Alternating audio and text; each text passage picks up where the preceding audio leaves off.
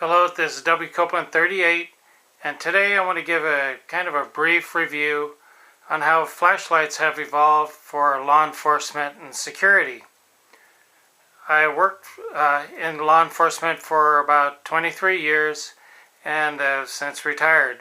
But one thing I did notice was how the sizes of the flashlights over the period of time have changed from extremely large down to the micro size, and they actually this one gives out just as much light as the large one. Now this one is one of the original stream lights.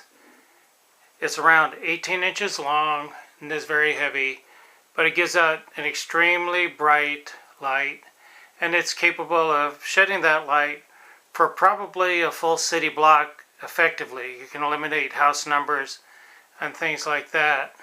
Let you get a nice look at it. These are the charging, the on-off button. It's the charging lights. It does not have an adjustable lens. It's all fixed. It's got a solid battery on the inside. Here's the battery end cap, and it's replaceable. At this time, I believe they run about $50. And at the time, it was one of the best things you could get. Aside from being just a flashlight, if you really needed to, which we didn't encourage or anything, it could be used as a self-defense weapon. Now that's pretty long, as you can see. It's pretty good size. Well, over a period of years, they got away from the heavy one, and Streamlight came out with the Stinger. Let's see if you can see that there. There we go. Streamlight Stinger. There you go. Now this one is, of course, almost half the length, but it gives out an extremely bright light also. It's rechargeable. It's got the charging ends right down here, plugs into regular household current, and it's got an adapter for a vehicle. It's real nice. It's got good gripping on it. End caps where it's falling on the ground, and there's the end where the battery goes in. The lasting time really depends on how well you take care of it. If you take good care and make sure you fully charge and discharge the battery, it can get the average one of the batteries with regular use, like I used every day, lasts probably about a year, and that's about it. Because in the field of work that I was in, you're going to be using your flashlight every day, and the bulb on this is as bright as this one. In a minute, when I get done, I'll give you a little demonstration of how bright it is. It's nice. It's got good serrations in the handle. It's easy to grip, and it's easy to keep control of. Kind of dirty, but that's the way it goes. Okay, now I just picked up the newest in the lines of tactical lights. This is a Smith & Wesson tactical light. It's a Delta light. There's the bulb. It also has a non-adjustable lens. It's got an on-off that's controlled through the cap and through the end button. If you screw it out far enough, it won't reach, and that way it won't be activated while it's in your flashlight holder. It's got really good,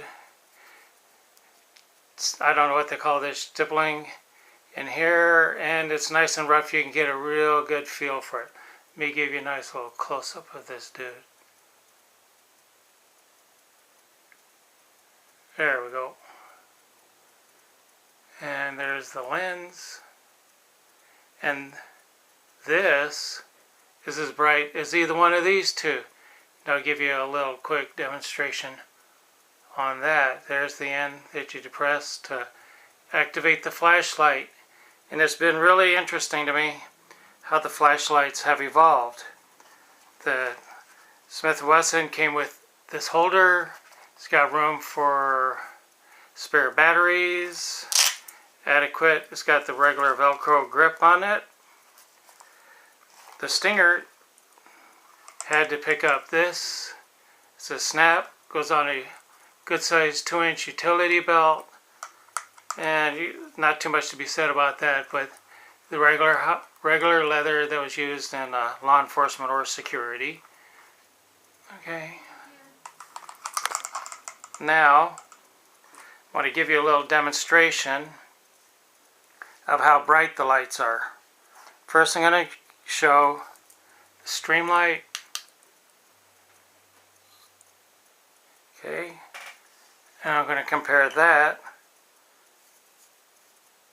to the Stinger. Now one's way larger than the other, and the lights are equal brightness. Okay? Now,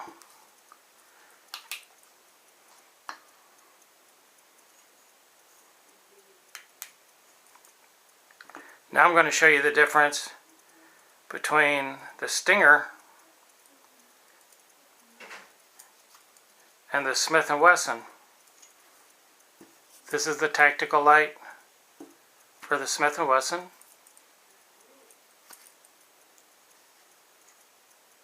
Okay. And now here's the Stinger. Just about equal brightness, except this one is about 20 ounces lighter than this one, and not very obviously much shorter, but you have the same quality of light. Actually, this one's a little bit brighter. I believe it's got the halogen bulb. Okay, it's quite a difference, and this one's a lot easier to hold on to than this one. Now, turn that off, and I'll turn this off. Now let's show you a difference between this one and the Smith & Wesson, the tactical. There's the tactical light, and the one that's about 3 times larger and a whole lot heavier. Pretty good. The technology's come a long way in this time. And believe me, I'd much rather run around with this bad boy all day long than this older brother, because this is way less than half the weight of its original Big Daddy. These are real nice, but what I find quite nice is how the technology's come along in the time since I first started working in law enforcement, and I wish we'd have had this back then instead of the other one. But time is worth waiting for, and it's a really good deal. But just kind of a little short video of how the flashlights have evolved. This is W. Copeland 38. You have a good day now. Bye-bye.